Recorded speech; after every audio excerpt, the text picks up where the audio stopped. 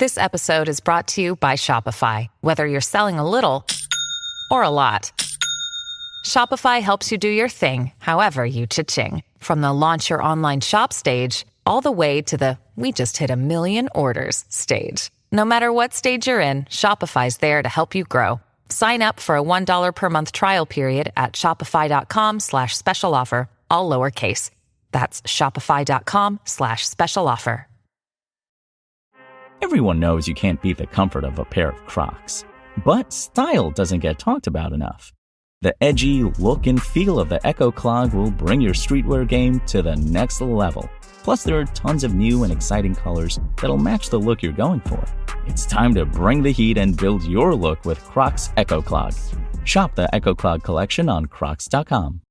This is Optimal Relationships Daily, episode 2245. How to make a fight with your partner into a positive learning experience for your child, by Dr. Laura Markham of peacefulparenthappykids.com. Hello, everybody, and welcome to our parenting leg of the week here on Optimal Relationships Daily. I'm Greg Audino, and today and tomorrow I'll be sharing articles for you that focus on parenting tips and research specifically. Today's comes from psychologist Dr. Laura Markham, who writes exclusively about the parent-child relationship. So let's hear what she's got for us this time as we optimize your life. How to make a fight with your partner into a positive learning experience for your child, by Dr. Laura Markham of peacefulparenthappykids.com. Dr. Laura, in your article, How to Do Damage Control When You Fight in Front of Your Kids, you seem to recommend that parents not fight in front of their children. It makes the children anxious. But I read that fighting is fine as long as you make up afterward and the kids see that. To this question, I say, it sounds like you're referring to the research by Mark Cummings, reported in Poe Bronson's book, Nurture Shock. Bronson reports that as long as parents made up with each other afterwards, the children easily recovered from the incident. But, as Cummings, the researcher, stressed, the parents were disagreeing, not yelling in these scripted encounters. So there were no raised voices, insults, or disrespect. By contrast, when parents' fights include yelling or disrespect, it does make children anxious. And in fact, previous studies by Cummings have established that such fights, especially when repeated, are damaging to kids. In this more hopeful research, Cummings wanted to find out whether plain old everyday conflict, just ordinary non-yelling disagreement, was also a problem. So, he scripted encounters in which the parents had a difference of opinion but did not yell at each other. As it turned out, even these disagreements were very upsetting to the children who witnessed them. So, yes, even non-yelling disagreements where parents are in conflict are hard on kids. Happily, though, and this is the hopeful part, when the children also saw the adults resolving the argument with affection, the kids were fine afterwards. In fact, I think it teaches children important lessons to see parents disagree and make a repair. So, the takeaway is that any time you have any disagreement with your partner in front of your child, even without yelling, it's essential that you affectionately and explicitly repair the relationship. The following scenarios of parents fighting are actually terrific modeling for your child. Number 1. One parent snaps at the other, then immediately course corrects. "I'm so sorry. I'm just feeling stressed. Can we try that over? What I meant to say was ...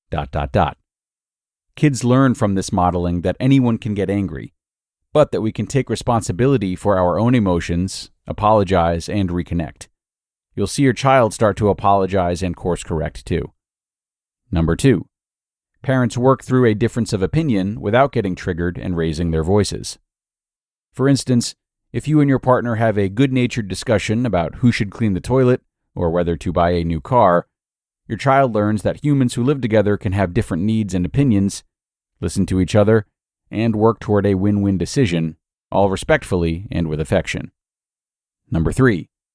Parents notice that they have a conflict brewing and agree to discuss it later. Hopefully, this happens before there's any yelling, or you'll be modeling yelling. And hopefully, you can close the interaction with a big public hug. If you're too mad, first take some space to calm down, and then prioritize the hug in front of your child, with a family mantra like, "It's okay to get mad." You can be mad at someone and still love them at the same time. In our family, we always work things out. This takes maturity, but it models self-regulation and repair, and it's crucial to restoring your child's sense of safety. Bottom line, all couples have disagreements, but adult fierceness is always scary to kids. Children will recover if we handle our disagreements with respect and goodwill, looking for solutions instead of blame.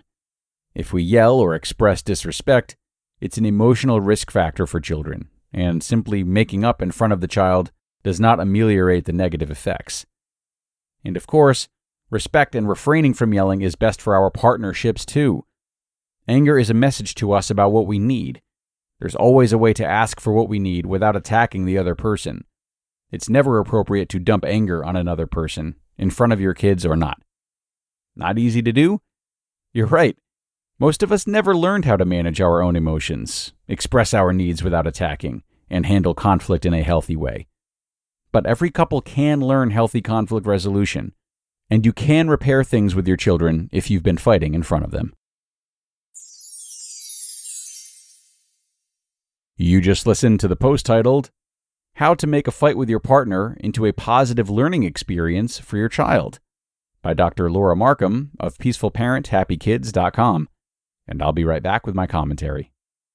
This episode is brought to you by Shopify. Whether you're selling a little or a lot, Shopify helps you do your thing, however you cha-ching. From the launch your online shop stage, all the way to the we just hit 1 million orders stage. No matter what stage you're in, Shopify's there to help you grow. Sign up for a $1 per month trial period at shopify.com/special offer, all lowercase. That's shopify.com/special offer. And another really informative post, courtesy of Dr. Laura, which we thank her for. I love that she's touched upon this subject here today. It's really of vital importance, and yet another reflection of how damaging it can be to those around us if we've not learned how to communicate and empathize with others. Not to mention an initial look at how generational trauma might be passed on. This reminds me of a study I once heard about.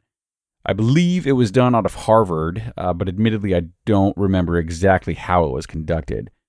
What I do remember is that the data the researchers collected basically suggested that it is more damaging to a child for them to hear parents speak ill of one another than it is for a child to hear their parents speak ill of the child themselves. So, in theory, if a boy hears his father tell his mother she's worthless, it inflicts more pain upon the boy than if he hears his dad tell him that he being the boy, is worthless.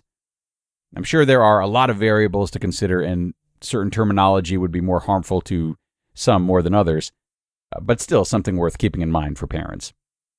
But anyway, that is going to bring us to the end for today, everybody. As always, I thank you so much for being here and making another episode possible. I hope you took something from this post, and do remember there's another parenting post coming up tomorrow. So be sure to tune in again for that, where your optimal life awaits.